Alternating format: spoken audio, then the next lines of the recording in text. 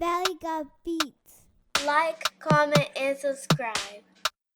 So Lamar, you've played in a lot of football games your whole life. This is your first AFC Championship game. Is there a different feeling for you entering this game? No, not really.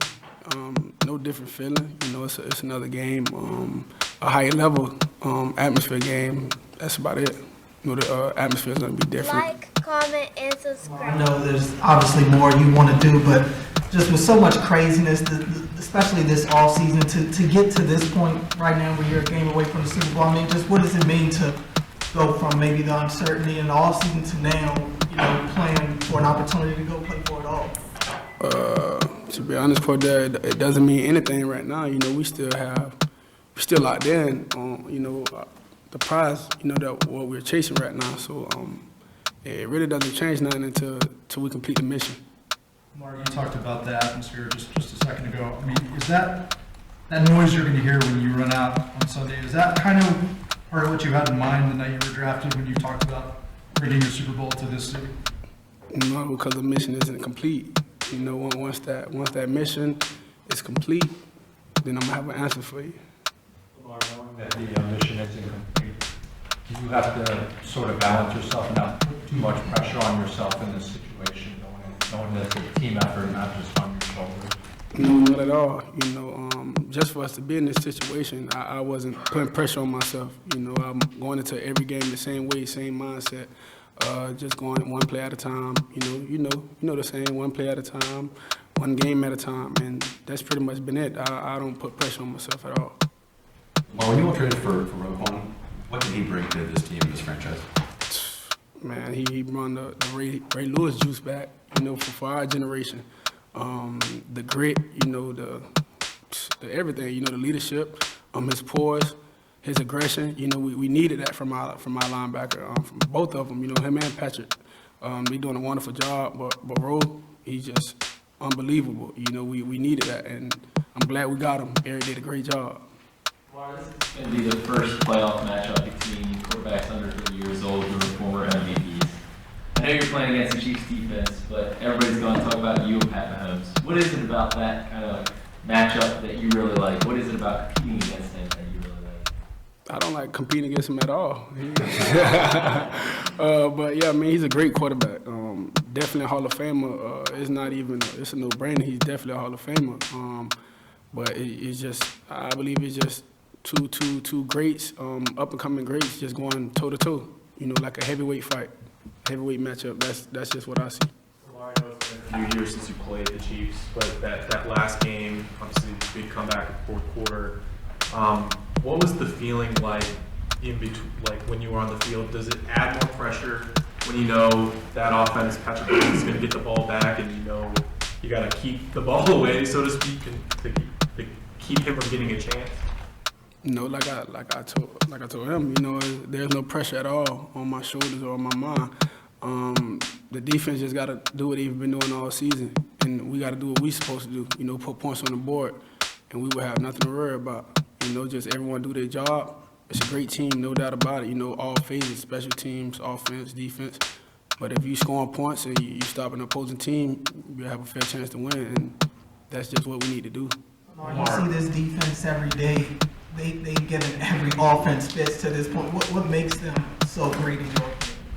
I believe each and every guy on our defense just hungry.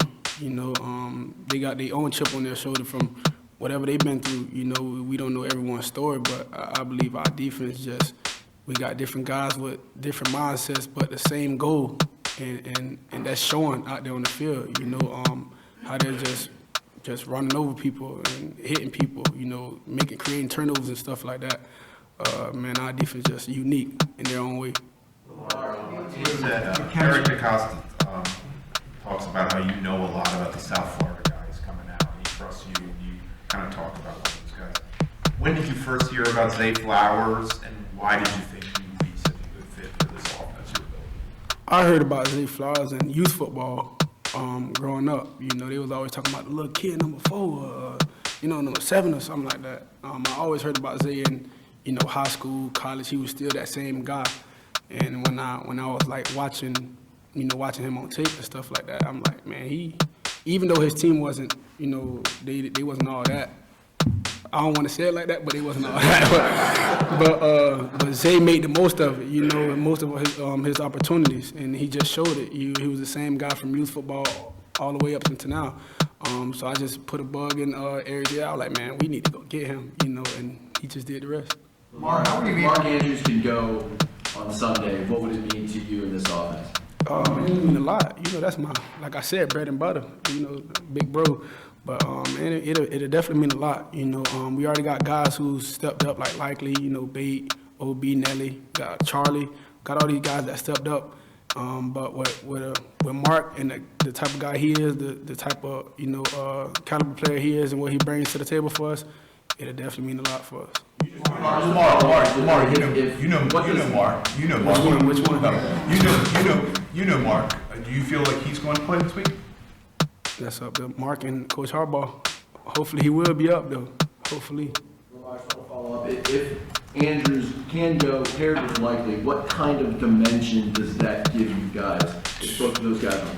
I don't know what dimension it brings us. What would it give us? But with those guys on the field, we'll see. We'll see with all the talent we have around those guys as well. We'll definitely see. You talked a lot this year about being locked in. Yeah. What specifically, what ways have you been? Is that something you came into this season sort of specifically focused on? I'll just say like small details, things that I probably would like overshadow back, years in the past. But now I'm trying to think about all the small details, what will help us in every situation. That's pretty much what I mean by staying locked in and focused.